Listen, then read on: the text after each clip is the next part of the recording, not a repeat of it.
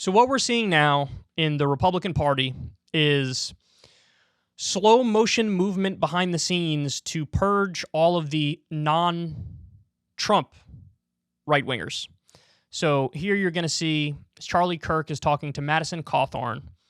Cawthorn's, of course, an elected representative, and look at what they say.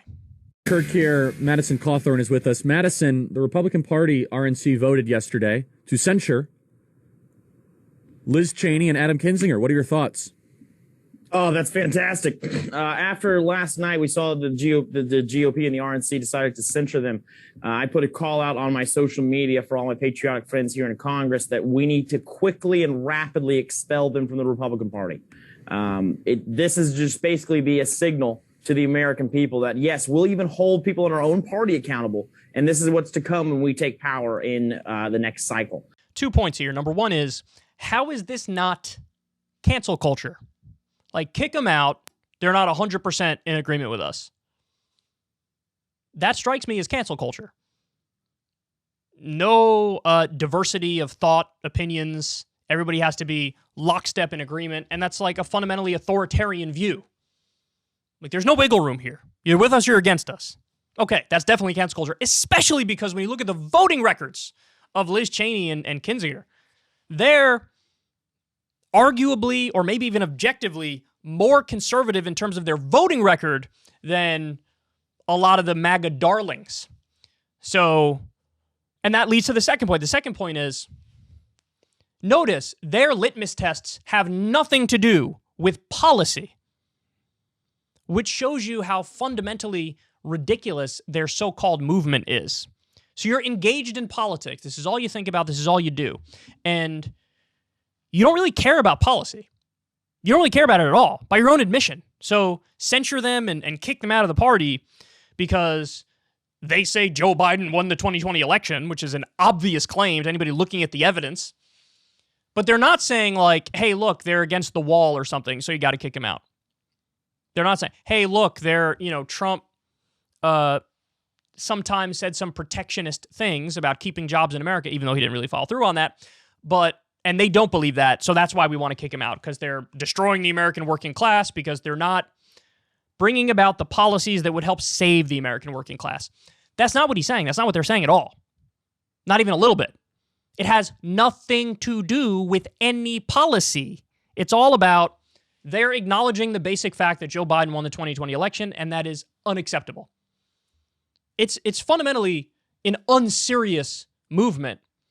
And it's also kind of dangerous, because if you want to build the whole party, the whole apparatus is people who believe in this complete falsehood, well, then what are they going to do next time one of their people loses? I mean, the playbook is just cry foul no matter what the facts are, and never shut the hell up about it, and rile up the base on those terms. Like, that's what's getting these people animated and riled up. How many times can I say the same thing over and over on this show? There's been over 60 court cases. Donald Trump lost almost every one of them. And like the one that he won was over some procedural nonsense that wouldn't change the outcome of the election. Even Trump-appointed judges were like, hey, dog, you lost the election. You are incorrect. They did the Arizona audit, and the right couldn't wait for that because they thought this is going to prove that Donald Trump won. The Arizona audit, Biden won by more votes than we thought he won by on election day. What more evidence do you need? But it goes to show it's not really about evidence. It's about their feelings. It's about we like the way that Donald Trump makes us feel. He's the lead figure. And so, we march in lockstep with him no matter what. Imagine having loyalty to a person over a principle, or a person over a policy. It's just like, why are you even involved in politics?